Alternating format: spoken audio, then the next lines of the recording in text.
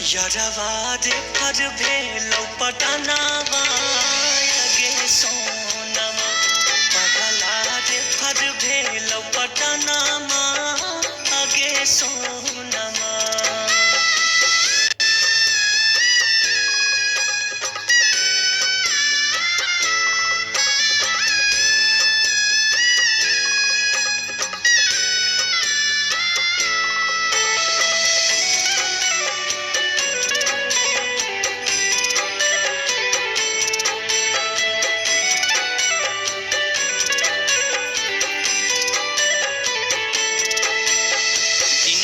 दिन बिगड़ल जाइ छै हालत मोर गे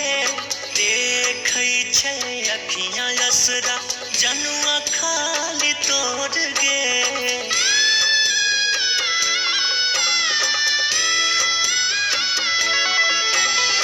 दिन प दिन बिगड़ल जाइ छै हालत मोर गे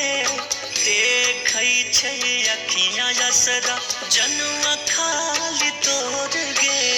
बस कुछ दिन के छी